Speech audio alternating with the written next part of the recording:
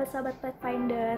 Di malam-malam sebelumnya kita telah mengikuti The Adventure of Faith dari beberapa tokoh Alkitab yang telah disampaikan oleh kakak-kakak Master Guide. Dan pada malam yang terakhir ini, mari kita ikuti perjalanan iman dari Esther. Siapakah Esther? Esther adalah seorang wanita Yahudi yang menjadi permaisuri Raja Ahasveros. Dia seorang wanita yatim piatu yang dibesarkan oleh pamannya, Mordekai. Nah, pada satu kali Esther mendapatkan pesan dari Mordekai bahwa bangsanya terancam untuk dibinasakan. Mordekai meminta Esther supaya pergi menghadap raja untuk memohon karunia-Nya dan untuk membela bangsanya. Kemudian Esther mengirim pesan kepada Mordekai. Mari kita buka Alkitab kita dalam Esther pasal 4 ayat 11 untuk isi pesan dari Esther. Esther pasal 4 ayat 11. Semua pegawai raja serta penduduk daerah-daerah kerajaan mengetahui bahwa bagi setiap laki-laki atau perempuan yang menghadap raja di pelataran dalam dengan tiada dipanggil, hanya berlaku satu undang-undang, yakni hukuman mati.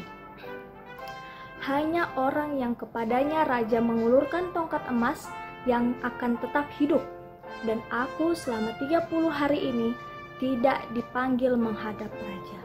Lalu apa respon dari Mordekai? Mari kita kembali membaca Alkitab dalam Esther pasal 4 ayat 13 dan 14.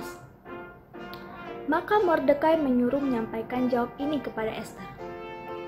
Jangan kira karena engkau di dalam istana raja, hanya engkau yang akan terluput dari antara semua orang Yahudi.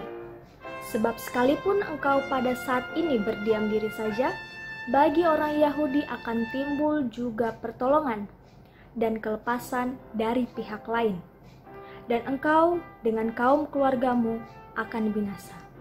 Siapa tahu, mungkin justru untuk saat yang seperti ini, engkau beroleh kedudukan sebagai ratu.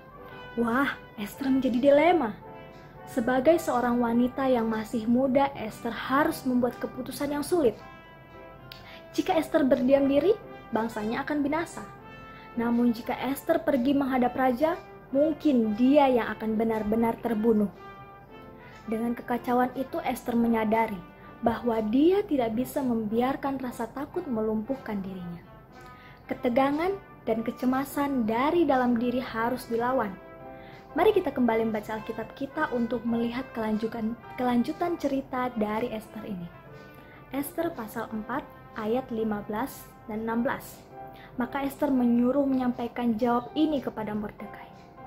Pergilah, kumpulkanlah semua orang Yahudi yang terdapat di Susan, dan berpuasalah untuk aku.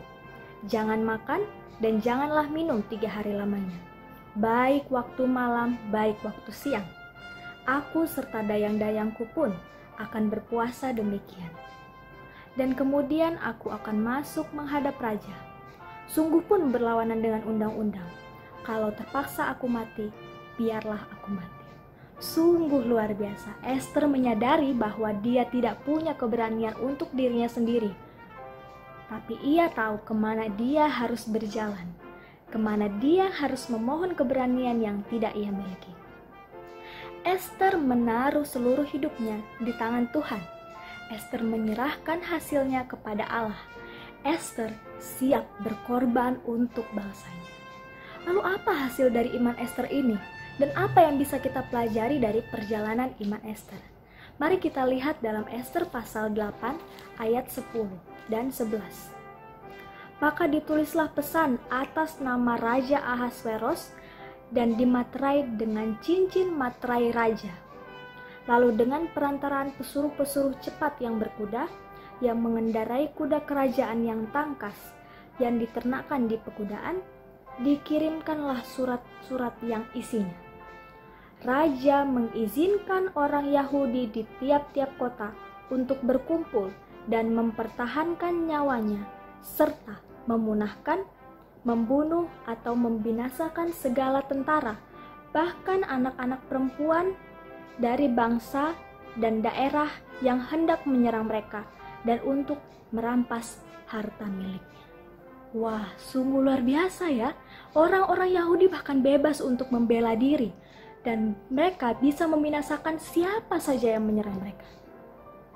Sahabat-sahabat semua, rasa takut Ester akan manusia menjadi lebih begitu kecil dibandingkan rasa takutnya kepada Allah.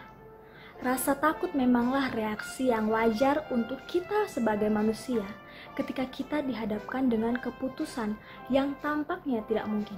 Tapi kita harus ingat, Lukas 18 ayat 27, kata Yesus, apa yang tidak mungkin bagi manusia, mungkin bagi Allah. Kita tidak harus membiarkan rasa takut melumpuhkan kita untuk tidak mengambil tindakan sama sekali. Tetapi kita harus menyadari bahwa kita tidak bisa melakukannya sendiri. Kita butuh pertolongan yang berasal dari Tuhan. Dalam Ulangan 31 ayat 6, kuatkanlah dan teguhkanlah hatimu. Janganlah takut dan janganlah gemetar karena mereka. Sebab Tuhan Allahmu, Dialah yang berjalan menyertai engkau. Ia tidak akan membiarkan engkau dan tidak akan meninggalkan engkau. Selanjutnya, dalam Yesaya 41 ayat 10, firman Tuhan, janganlah takut, sebab aku menyertai engkau. Janganlah bimbang, sebab aku ini Allahmu. Aku akan meneguhkan, bahkan akan menolong engkau. Aku akan memegang engkau dengan tangan kananku yang membawa kemenangan. Sahabat-sahabat Pathfinder, untuk mencari kehendaknya Bapa dalam membuat keputusan, marilah kita datang kepada Tuhan dalam doa dan puasa. Kiranya Tuhan berkati kita semua. Selamat sabat.